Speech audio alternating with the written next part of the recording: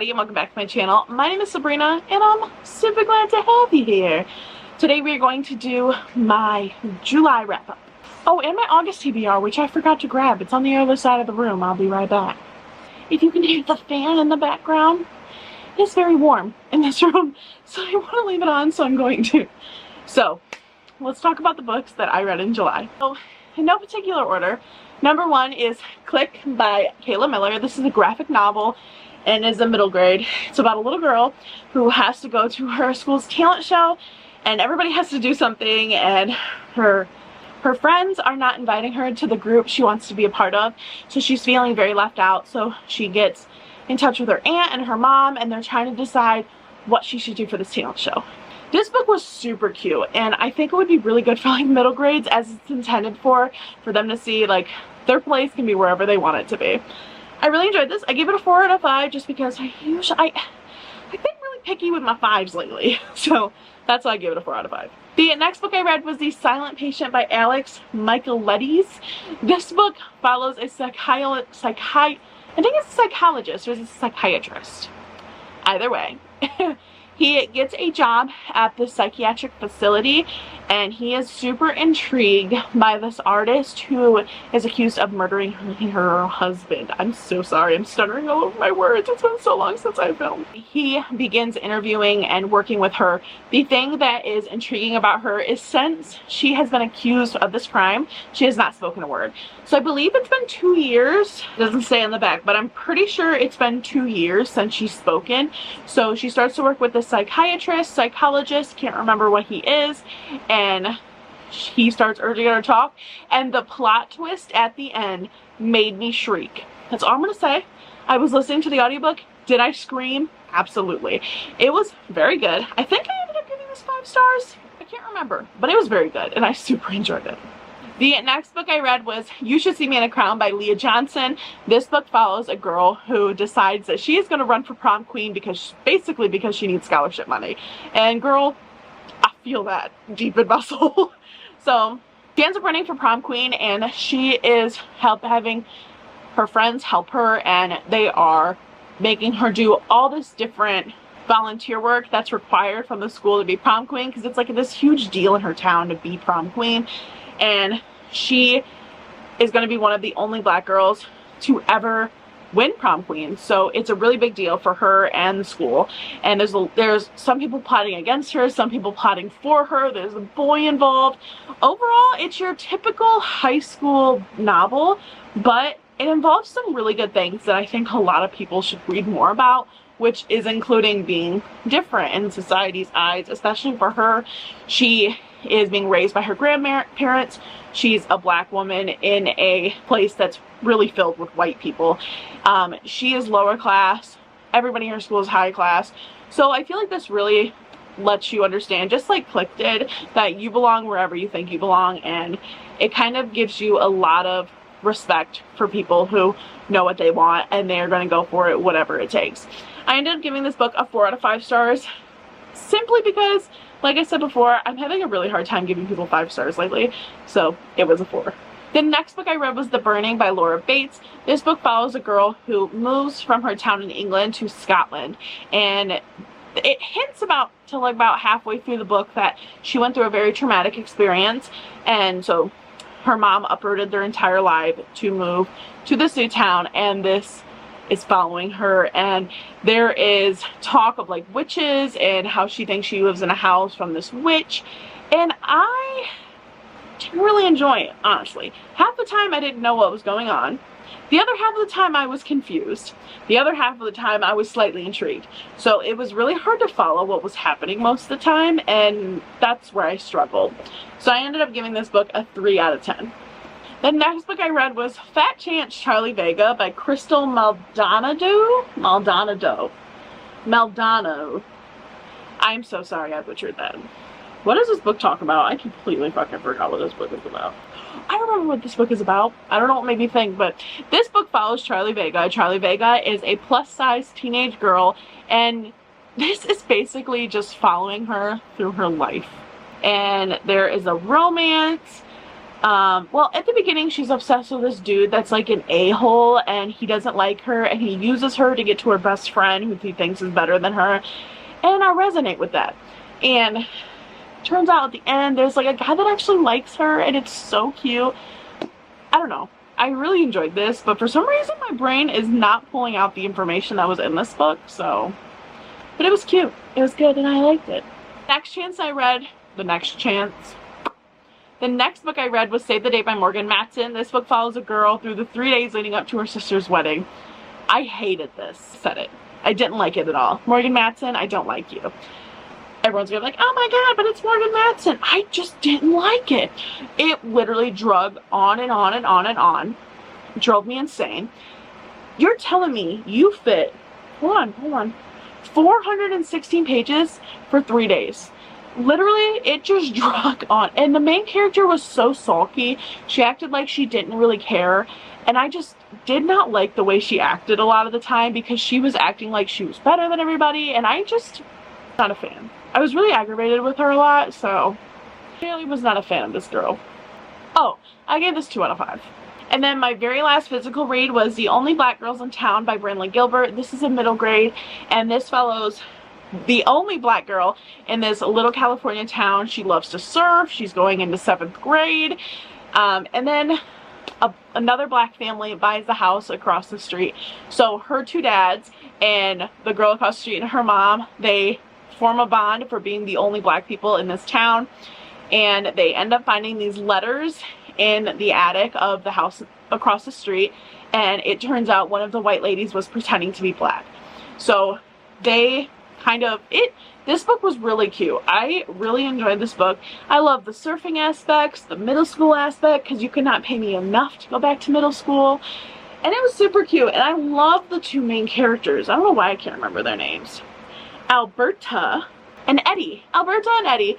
Those are the 2 main characters' names. They were so cute. Friendship. I love their friendship. It was so adorable, and I loved it so much. So let's talk about the other books that I read, like the ebooks and the audiobooks that I read. Oh, I don't know why my phone's being super strange. This audiobook I read was Cabin Fever by Sarah Dean. This book follows a girl who is a super high up editor in a home and living magazine, and her brother ends up reaching out to her because him along with a friend purchased these cabins on like this resort, and they're preparing to fix it up and just make it a really nice resort. So they invite his sister to come out and help them and view the resort and put the resort in their magazine. I'm so sorry, I'm stuttering so bad today. And the main character is a plus size woman. It was like a plus size woman and middle grade month. So she ends up going out there. She helps. There's a man there that she thinks really cute, but she doesn't want to get in a relationship. And it was kind of enemies to lovers, but not really, because they weren't full enemies. They were like bickering a lot, but it wasn't like hardcore hatred kind of thing. I enjoyed it. Thought it was cute.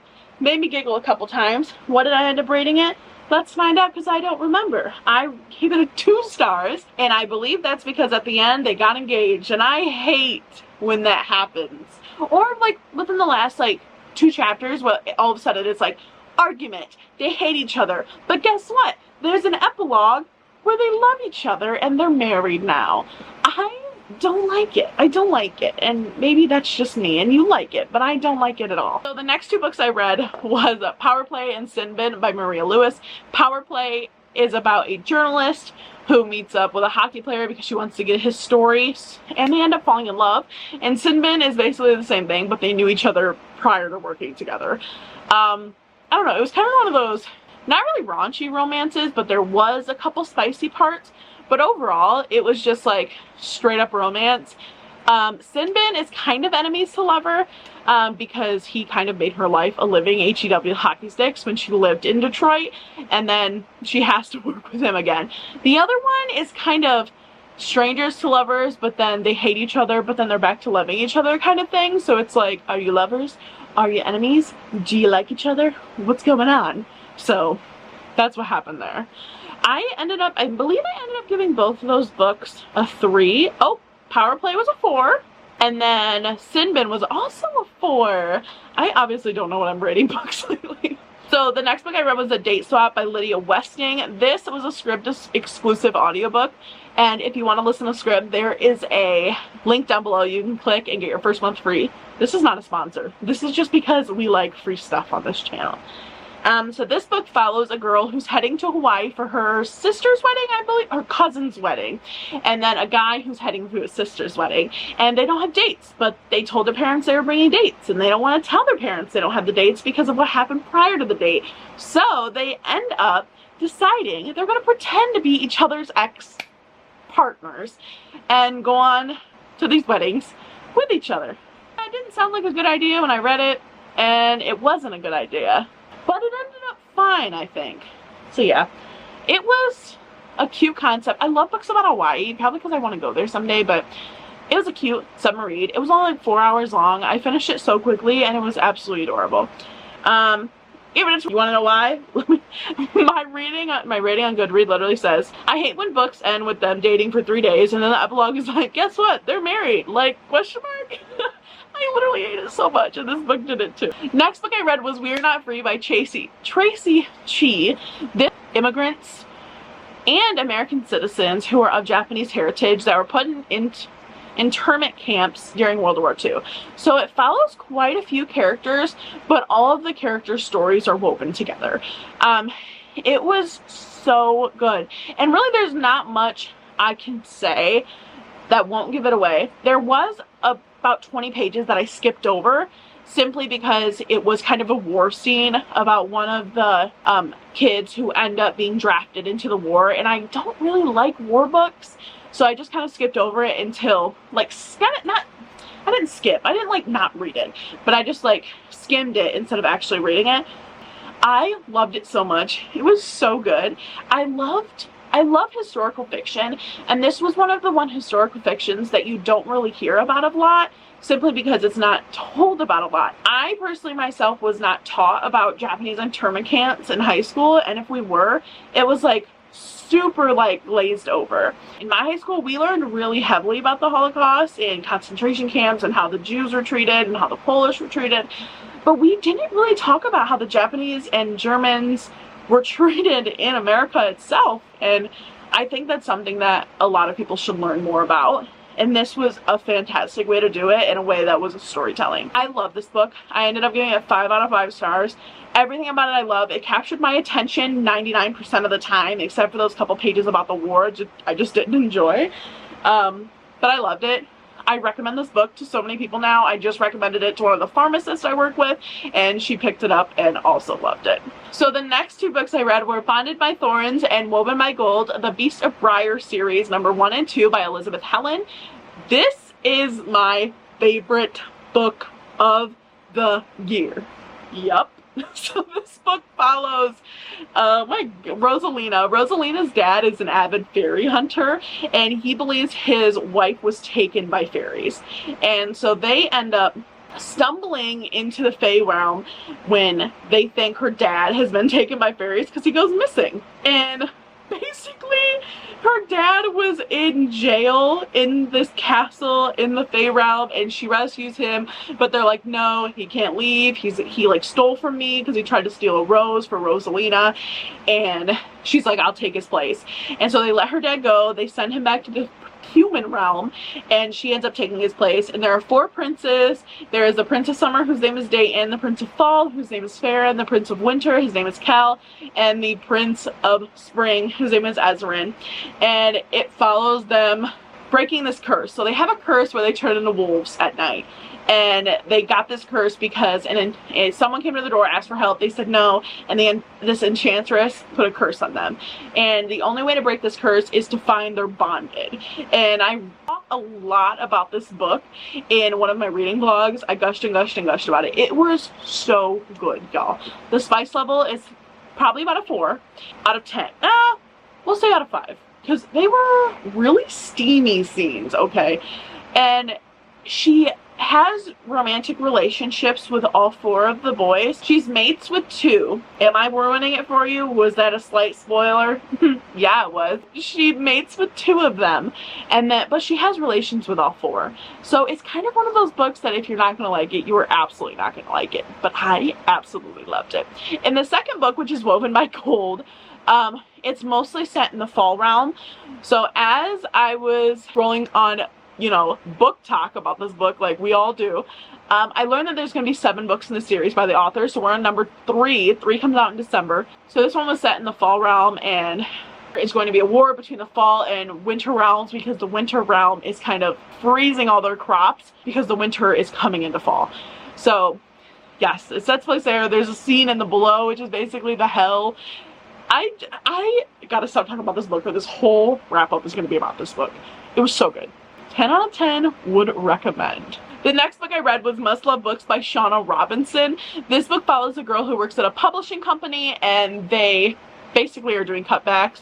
They lower her pay by so much money. Like, you have a master's degree, ma'am. You're worth more than that.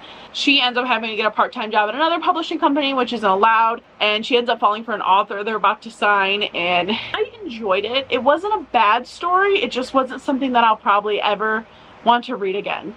So I gave it a 3 out of 5. The next book I read was 100% Match. This is an adult horror. It was strange. And I'm not mad about it though. I got this book recommended to me on Book Talk, so clearly I had to read it. It was like an 80-page book, and it follows this really weird dude who I don't even know how to describe this book. It follows this guy who's very strange. Like, he works at this burger shop. He uses like human feces and rats and puts them in the food to serve to customers, and honestly that just makes me never want to go to a restaurant ever again in my life. And he randomly ends chapters as like, oh, by the way, I cut up the kid in my basement today. And I was like, I would recommend this book to fans of horror movies that are similar to like The Saw, and fans of people who like gory horror. I'm a fan of horror. I love horror movies, as you guys know, and I love horror books, but my camera's gonna die. No! I love horror books, and this was honestly such a good one. Oh, what did I end up giving it? A 3 out of 5, I think? 3 out of 5 stars I ended up giving it. The next book I read was Broken Bonds, which was The Bonds That Tie by J. Bree, number 1. I ended up DNFing this book around page 100, so I don't really have much to say about it. Something about people are bonded by birth. They meet their bonds, they live together, and she runs away from her bonds. Apologies in advance if the area that I'm sitting in changed, and my glasses also changed. Sorry. So very finally, the last book I read was I'm Glad My Mom Died by Jeanette McCurdy, which is McCurdy's memoir. It was really good, but trigger warning to anyone who has an eating disorder, this book really hits home with eating disorders. So that being said, I don't want to go much into it because it's really self-explanatory once you get into the book how really great it is. It really follows her struggle with her mom being an advocate for her eating disorder, which was really weird. I gave that book 5 stars as well. That is all the books that I read through the month of July. It was just all around a super good reading month. I read so many books, and I just had a great time doing it as well. So let's talk about the books that I want to read through August. So first one is Bedazzled by Ryan La Sala. This book is about kids doing a cosplay competition for bedazzling. So I'm excited to read that because I think that's super fun. The next one I read was Quit Like a Woman, The Radical Choice to Not Drink in a Culture Obsessed with Alcohol by Holly Whittaker, which I thought would be really interesting because my concentration for my master's is substance use.